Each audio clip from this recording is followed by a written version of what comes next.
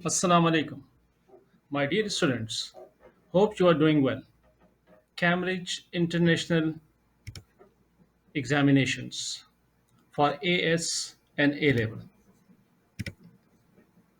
Subject is accounting. Paper code is 9706/2 with another series of the topical past paper questions. Today, my topic is incomplete records. It is a very important topic from the exam point of view. Now, let's go to the list.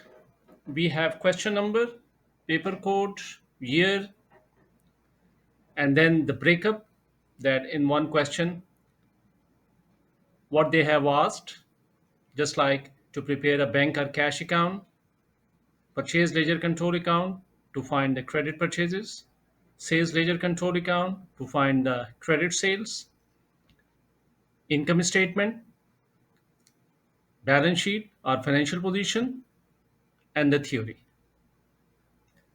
So, first question, part A and B, paper code is 9706/2, May June 2003. Income statement is for 16 marks, financial position is for 8 marks, theory is for 6 marks, and a full question of 30 marks. So, this incomplete records question is generally a question number one in the exam if it is for full marks. But if it is for less marks, say for 15 marks, then it will be the question number two. Then, serial number two, paper code 9706/2, November 2004. And here again, question number one, part A, B, C, and D. Bank account or cash account is asked for 7 marks.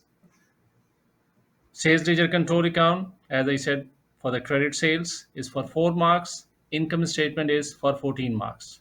So here, from this topic, the marks are 25. Then in 2005 and 2006, there is no question. Then November 2007, paper code 9706/2. Question number 2, part A and B. Sales ledger control account is for 6 marks and income statement is for 15 marks. So total here is 21 marks. Then in November 2008, question number 2A, 6 marks for the purchase ledger control account or for the credit purchases, 4 marks for the credit sales or sales ledger control account. Income statement is for 8 marks and balance sheet is for 6 marks. So total here is 24 marks. Then in May, June 2009, question number 1, part A and B, income statement is for 12 marks and balance sheet is for 9 marks. Total is 21. Then November 2009, so paper code you can see is changing. Now it's 22.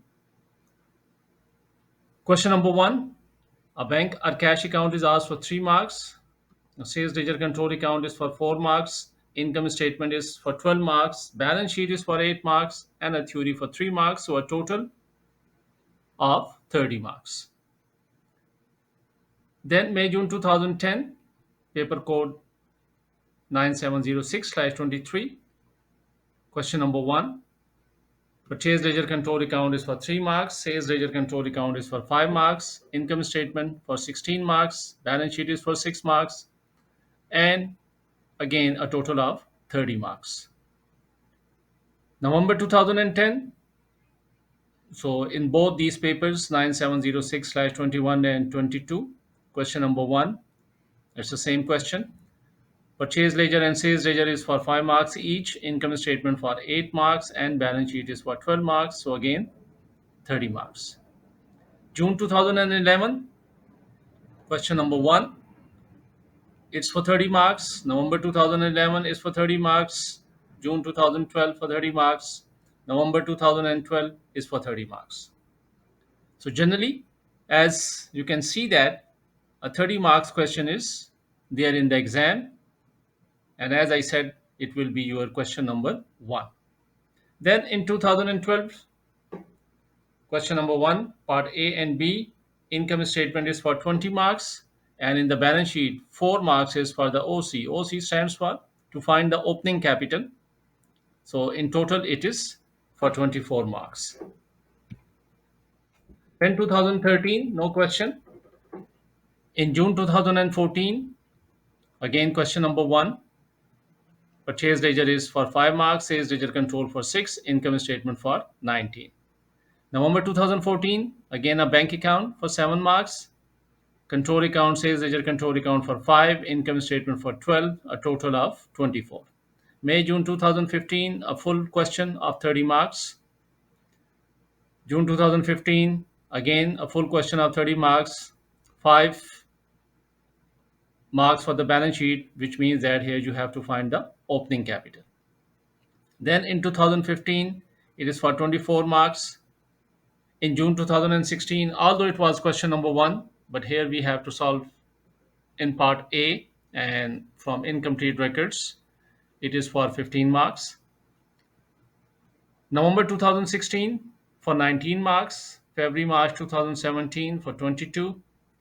Now in November 2017, it is question number 2, and that is for 15 marks. You have to know that in your exam, AS accounting exam, question number 2 and question number 3, they are for 15 marks.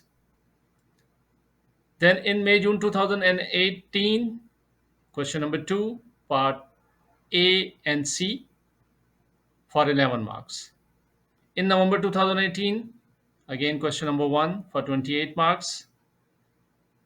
June 2019, question number 1, part A, B, C for 19 marks. June 2020, question 1, part A, B, C, D, maximum 21 marks.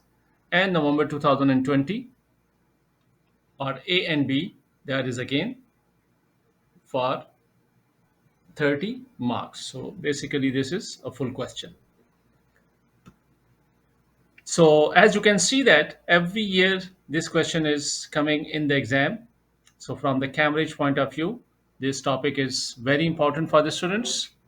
So I hope you will find this list very useful. And after getting these past paper questions, you will be in a position to take very good grades. All the best, and thank you so much for watching this video.